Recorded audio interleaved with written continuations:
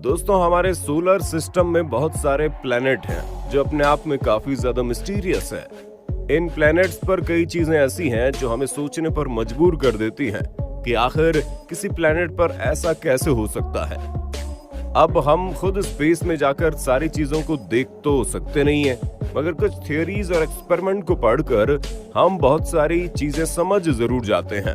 तो बस चलिए आज जानते हैं आखिर स्पेस में क्या कुछ चल रहा है जिसका आपने कभी इमेजिनेशन भी नहीं किया होगा। दोस्तों, इस वीडियो को अंत तक जरूर देखिए। आज हम आपके सामने 4 ऐसे जियोग्राफिकल स्ट्रक्चर लेके आए हैं जो दिखने में बहुत ही सुंदर है और साथ ही इतने बड़े कि आपके होश उड़ जाएं। तो चलिए बिना कोई बकवास किए हमारी आज की मजेदार वीडियो को शुरू करते हैं। लेकिन उससे पहले आपको क्या करना है आप अच्छे से जानते हैं। जी हाँ, वीडियो को लाइक और चैनल को सब्सक्राइब। तो चलिए without any further delay let's start the video. Number 4। दोस्तों, जब भी दुनिया की सबसे बड़ी घाटी का जिक्र होता है तो सबकी जुबान पर सिर्फ और सिर्फ एक ही नाम आता है, great grand canyon of America का। और आए भी क्यों ना, ये है ही इतना बड़ा। ये ग्रेट ग्रैंड कैनियन इतना बड़ा है, इस बात का अंदाजा आप इसी से लगा सकते हैं कि लगभग 446 किलोमीटर लंबी और 29 किलोमीटर चौड़ी है। आपको जानकर बड़ी हैरानी होगी, ये 1 से 1.5 किलोमीटर तक गहरी भी है। दोस्तों, ये हमारी पृथ्वी की सबसे बड़ी कैनियन है। अब ग्रेट ग्रैंड कैनियन के बारे में इतना जानने के बाद आपको लग रहा होगा कि इससे बड़ी कोई कैनियन होगी ही नहीं, ना ही पृथ्वी पर ना ही किसी और प्लेनेट पर। अगर आप ऐसा सोच रहे हैं तो आपकी जानकारी के लिए बता दें, आप गलत हैं। हाँ दोस्तों, चौंकाने वाली बात ही है। इससे आगे कैनियन के बारे में हम आपको बताएं, यकीन मानिए उसके बारे में जानकर आपके होश उड़ जाएंगे। वो कैनियन अमेरिका की कैनियन से इतना बड़ा है कि सोचना भी मुश्किल है। तो देर किस बात की है, चलिए चलते हैं पृथ्वी से लगभग 22.5 करोड़ किलोमीटर दूर मंगल ग्रह पर। हाँ दोस्तों, ये वही प्लेनेट है जिस पर स्पेस का सबसे बड़ा कैनियन मौजूद है। इस कैनियन का नाम है वेल्स मरीनेरिस। आपको बता दें दोस्तों, वेल्स मरीनेरिस मंगल ग्रह के इक्वेटर से ज्यादा दूर नहीं है। आप जानकर हैरान हो जाएंगे, कैनियन लगभग 4000 किलोमीटर लंबी और 200 किलोमीटर चौड़ी है और गहराई है लगभग 5 से 6 किलोमीटर। ये कैनियन पृथ्वी के कैनियन से 1 या 2 नहीं बल्कि 5 गुना बड़ा है। आप इसी बात से अंदाजा लगा लीजिए कि कौन सा कैनियन सबसे बड़ा है, वेल्स मरीनेरिस या पृथ्वी का ग्रेट ग्रैंड कैनियन। दोस्तों, हम में से कई लोगों का सबसे फेवरेट टॉपिक स्पेस ही रहा है। अगर आपको हल्का सा भी इंटरेस्ट स्पेस में है तो आपको हाल ही में ये वेल्स मरीनेरिस का नाम सुनने को मिला होगा। अगर नहीं सुना तो कोई बात नहीं, हम आपको बता देते हैं। दोस्तों, ये वही जगह है जो अभी हाल ही में यूरोपियन स्पेस एजेंसी और रशियन स्पेस एजेंसी ने पानी को ढूंढ के निकाला है और इसी वजह से वेल्स मरीनेरिस कैनियन और ज्यादा इंटरेस्टिंग हो गया। नंबर 3, सोलर सिस्टम की सबसे बड़ी चट्टान।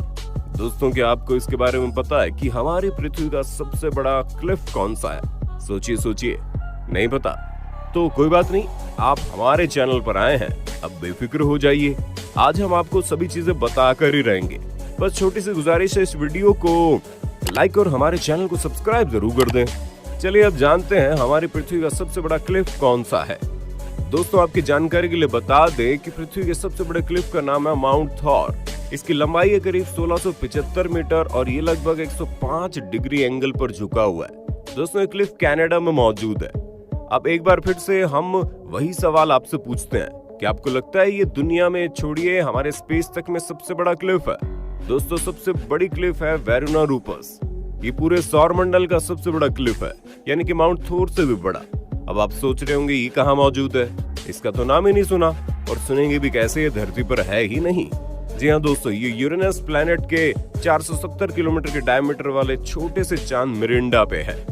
इसकी खोज वाइजर 2 स्पेस एयरक्राफ्ट ने 1986 में की थी, जब इस एयरक्राफ्ट ने यूरेनस को फ्लाई बाय किया था। हाँ, घबराइए मत, हम आपको बताएंगे कितना ऊंचा है और हमारे माउंट थॉर के सामने कहाँ खड़ा होता है। आप जानकर दंग रह जाएंगे, इस क्लिफ की ऊंचाई 20 किलोमीटर है। जी हाँ दोस्तों, 20 किलोमीटर।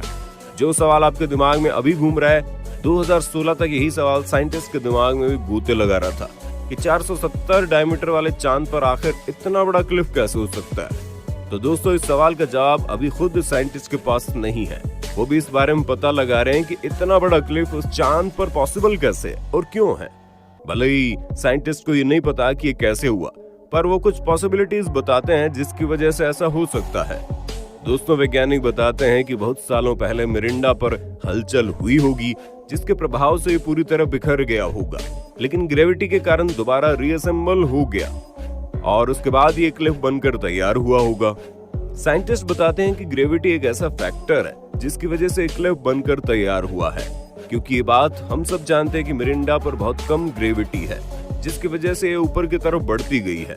जरा सोचिए, अगर पृथ्वी पर इतना बड़ा क्लिफ होता तो क्या ग्रेविटी उसे इतना ऊंचा बढ़ने देती? नहीं।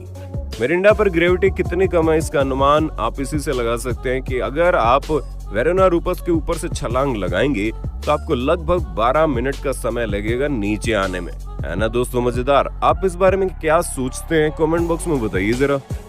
Number 3, Titan drowned coast line.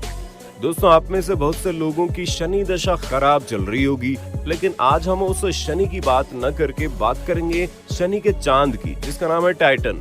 आपको पता ही होगा कि सौर मंडल का दूसरा सबसे बड़ा चांद है, क्योंकि साइंटिस्ट इसे चांद कम और रहस्य का गोला ज्यादा समझते हैं। और इसका कारण भी बहुत नॉर्मल है, क्योंकि आपकी जानकारी के लिए बता दे, पृथ्वी के बाद ये दूसरा ऐसा प्लेनेट है जहां तरल पदार्थ मिले हैं। अगर आपको लग रहा है ये पानी है, तो दोस्तों ऐसा नहीं है। वो पानी नहीं बल्कि मीथेन और इथेन हाइड्रोकार्बन है।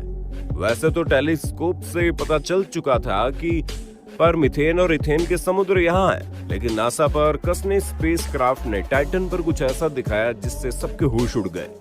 कसने स्पेसक्राफ्ट में मौजूद कैमरे ने दिखाया मीथेन की नदी धीरे धीरे करके खाली हो रही है। साथ ही साथ कुछ कोस्ट लाइन भी है जो हमें सीधे मुंबई की याद दिलाती है। आपको बता दें, टाइटन के इक्वेटर के पास कोई भी नदी मौजूद नहीं है, बल्कि इसके दोनों पोल्स पर हाइड्रोकार्बन की नदी मौजूद है। और तो ये कुछ भी नहीं, साइंटिस्ट का तो कहना है आने वाले टाइम में ऐसा बहुत कुछ पता लगने वाला है जो हमें चौंका कर रख देगा। Number 1, tallest mountain. दोस्तों आपको इस बात का पता होगा कि दुनिया का सबसे बड़ा माउंटेन कौन सा है? जी हाँ दोस्तों, माउंट एवरेस्ट दुनिया का सबसे बड़ा पर्वत है, जिसकी हाइट है लगभग 8,849 किलोमीटर। और सबसे ऊंचा वोल्केनो माउंटेन है माउंट लोआ, जिसकी ऊंचाई 4207 मीटर। अब आप सोच रहे होंगे सौर मंडल का सबसे ऊंचा पर्वत कौन सा है? तो दोस्तों ये पर्वत 2 in 1 है। जी हाँ दोस्तों, ये पर्वत होने के साथ साथ ज्वालामुखी पर्वत भी है, जिसका नाम है ओलंपस मॉस। दोस्तों ये मंगल ग्रह के थेरेसी मॉन्टेस रीजन पर मौजूद है। दोस्तों इस ओलंपस मॉस के हाइट के आगे माउंट एवरेस्ट तो क्या, माउना लोआ भी कुछ नहीं है। इसकी ऊंचाई लगभग 25 किलोमीटर है। अब आप इसी बात से अंदाजा लगा लो कि ये माउंट एवरेस्ट से लगभग 2.5 गुना बड़ा है। दोस्तों ओलंपस मॉस एक एक्टिव वोल्केनो है। अब आप बताइए कि आपको अब भी लगता है कि हमारी पृथ्वी से ज्यादा बड़ा और विशाल कुछ भी नहीं है? वैसे हमारे हिसाब से तो किसी भी चीज को बड़ा या छोटा कहना गलत ही होगा, क्योंकि अभी तक हमने पूरे सौर मंडल को ढंग से देखा कहाँ है, और हो सकता है आगे ऐसी और भी चीजें हों जो हमें हैरान कर दें।